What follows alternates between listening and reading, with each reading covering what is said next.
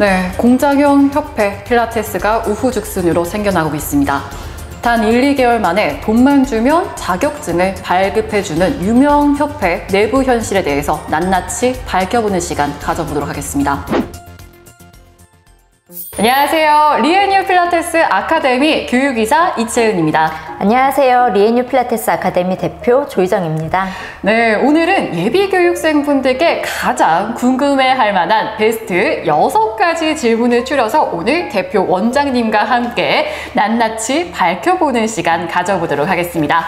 실제 2022년 5월 기준 민간 자격증 협회만 900개가 넘는다고 합니다. 그만큼 선택지가 너무나도 다양한 만큼 예비교육생분들께서는 어떤 협회를 골라야 할지 굉장히 많이 고민이 많으실 것 같습니다.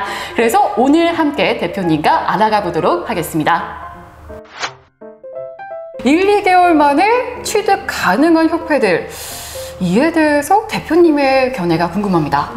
네, 필라테스는 다른 운동과는 달리 체형 교정과 재활을 위해서 오시는 분들이 굉장히 많으세요. 근데 그런 회원님들의 욕구를 충족시키기 위해서는 해부학적인 지식이 바탕이 되어야 합니다. 그런 해부학적인 지식을 바탕으로 이 동작이 몸에 어떻게 영향을 끼치는지를 알고 어떤 근육이 어떻게 쓰이는지를 잘 알고 계셔야 돼요. 그러려면 정말 많은 공부를 하셔야 되고 많은 연습을 해주셔야 되는데 이런 거를 전부 배우기에 1, 2개월은 너무 짧은 시간이라고 생각을 해요. 네, 동감합니다. 말을 덧붙이자면은 제 실제 동기들, 주변에 있는 강사분들의 그런 협회를 출신의 이제 강사분들에게 경험담을 들어봤을 때는 교재의 3분의 1조차 내용을 잘 나가지 않고 비슷한 내용이라고 진도 나가기에만 급급했다고 합니다. 그러다 보니까 막상 배우지 못했던 내용들은 유튜브로 독학을 했다는 사례들도 굉장히 많았었습니다. 그러다 보니까 막상 자격증을 따도 취업을 제대로 못하시거나 아니시면은 다른 워크샵, 다른 협회에서 재수강을 했다는 사례들도 굉장히 많았었습니다. 하다 보니까 저희가 과정이 굉장히 많잖아요. 캐딜락, 매트, 바렐, 체어, 해부학 이런 몇백 가지의 동작들을 배우는 것조차도 굉장히 나가야 될 양들이 굉장히 광대한데 그것들을 2개월, 1개월 만에 나간다? 사실은 아무리 취득을 했다고 하더라도 현장에서 바로 회원님들에게 전문성을 갖춰서 가르치기라는 사실 어려워 보입니다. 네, 그러면은 그 다음은 두 번째 질문입니다.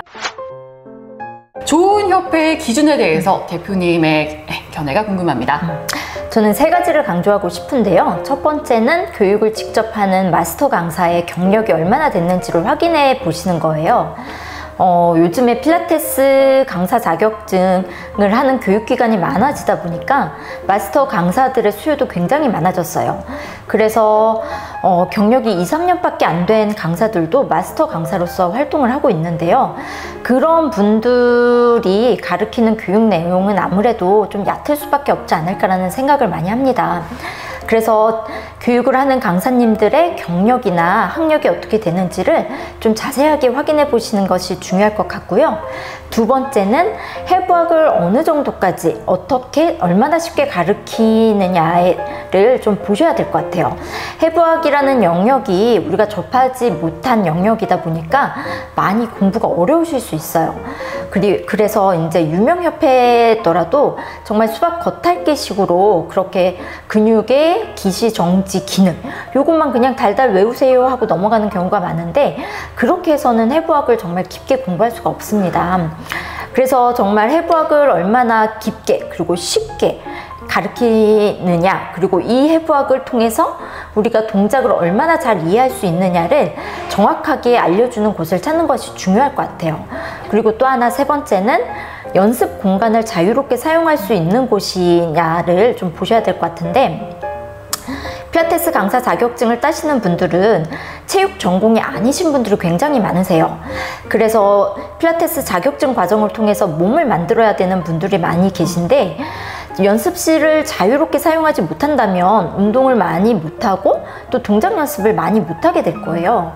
그러다 보면은 몸도 제대로 만들어지지 않고 이런 경우가 있을 수 있기 때문에 연습실을 얼마나 자유롭게 이용할 수 있느냐를 좀 확인해 보시는 것도 중요할 것 같아요.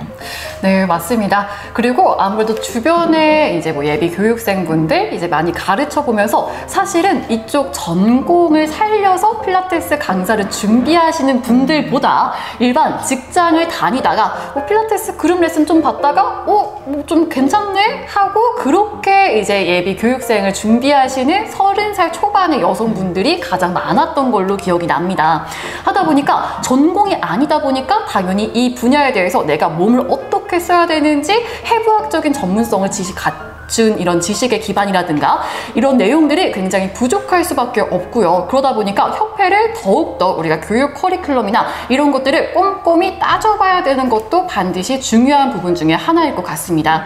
그리고 아무래도 뭐 임산부나 키즈 필라테스, 뭐 웨이트 이런 것들은 아무래도 추후 따로 워크샵이나 이런 세미나를 들어야 되는데 저희 같은 경우에는 아예 어드밴스 과정이 따로 있죠. 저희는 네, 맞습니다. 그 필라테스 자격증을 따서 현장에 가서 수업을 하다 보면 사실 그 외에 공부해야 될 것이 더 많다는 걸 알게 되는데요. 그렇게 돼서 그러기 위해서 이제 더 많은 돈을 들여서 또다시 세미나를 들으러 많이 다니세요. 근데 저희 리인유에서는 자격증 과정이 끝나고 난 후에 어드밴스 과정이라고 해서 강사 심화 과정이 따로 있어요. 거기서는 임산부 필라테스, 키즈 필라테스, 기본적인 웨이트 이런 것들을 한꺼번에 배울 수 있는 과정이 있기 때문에 이렇게 올인원으로 공부를 하시게 되면 훨씬 좋으실 것 같아요.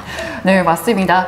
그리고 아무래도 카페만큼 많은 것이 바로 운동센터인데요. 그만큼 그 강사가 얼만큼 더 많은 전문성을 가지고 있느냐 하면은 회원님들께서도 아무리 같은 스펙의 강사분이라도 이 강사님은 임산부도 케어하실 수 있으시고 키즈도 케어하실 수 있으시고 웨이트도 전문적으로 가르칠 수 있다 하면은 대표님 입장에서도 당연히 조금 더 다양한 전문성을 갖춘 강사님을 채용하지 않을까 라고 생각을 합니다. 네, 맞아요. 사실 임산부 필라테스를 하시는 분들이 요즘 굉장히 많아졌는데 임산부 필라테스 수업을 못 하시는 선생님들도 굉장히 많거든요. 초보 강사뿐만 아니라 경력이 오래되신 분들도 스스로 공부하고 노력하지 않아서 임산부 필라테스를 못 하시는 분들도 많이 계세요.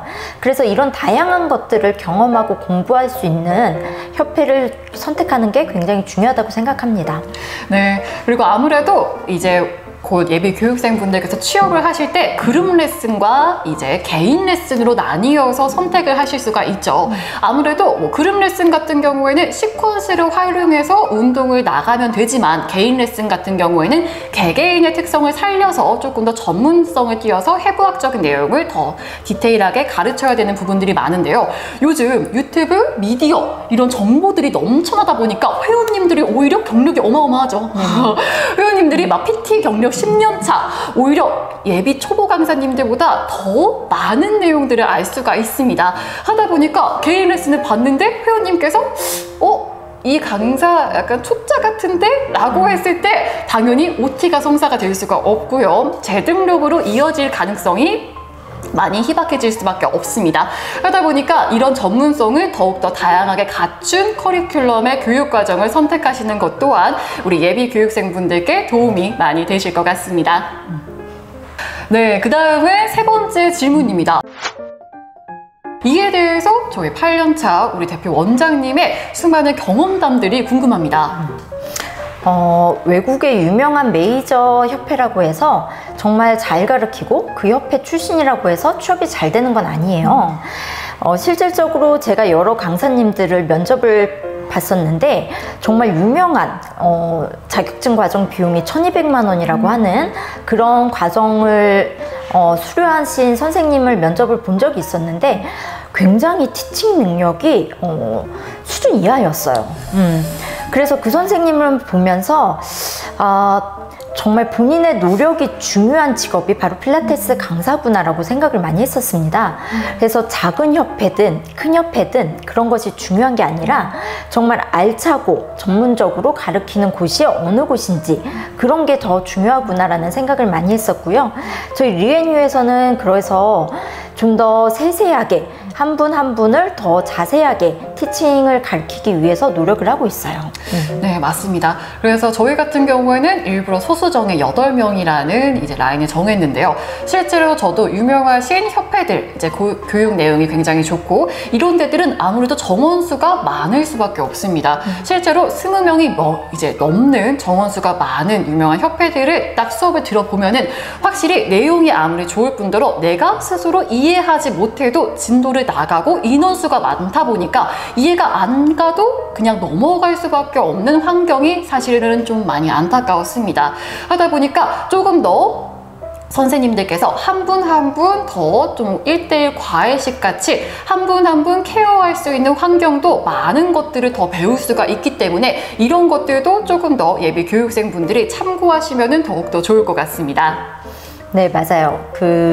정원이 20명이라고 하지만 평일반, 주말반 뭐 이렇게 해가지고 여러 기수가 동시에 진행되는 경우가 굉장히 많은데요. 그렇다 보면 한 번에 진행되는 교육생의 수가 100명이 가까울 때도 있어요. 그러면 연습할 곳도 없고 선생님들의 관리도 제대로 안 되는 경우가 많은데 차라리 그런 곳보다는 조금 실속 있는 곳을 찾으시는 것도 좋은 생각이라고 생각을 해요. 맞습니다. 저희 협회가 사실 조금 특별한 게 저도 굉장히 많은 교육기관을 다녀봤지만 24시간 연습실 개방은 사실 본 적이 없었어요. 근데 저희 같은 경우에는 경비분들도 다 상주해 있고 24시간 연습실을 개방한다는 것은 정말 교육생 입장에서는 정말 메리트가 있다고 생각을 합니다. 저희 아카데미의 교육생 같은 경우는 주말반 교육생들은 평일에 연습할 시간이 많이 없으세요. 그래서 보통 뭐 새벽 5시에 와서 7시까지 연습을 하고 출근을 한다든지 아니면 퇴근하고 저녁을 먹고 9시에 와서 새벽 1시까지 연습을 한다든지 이런 식으로 연습을 많이 하고 있거든요. 24시간 365일 연습실이 개방되다 보니까 자유롭게 연습을 할 수 있는 게 저희 아카데미의 가장 큰 장점인 것 같아요. 네, 맞습니다.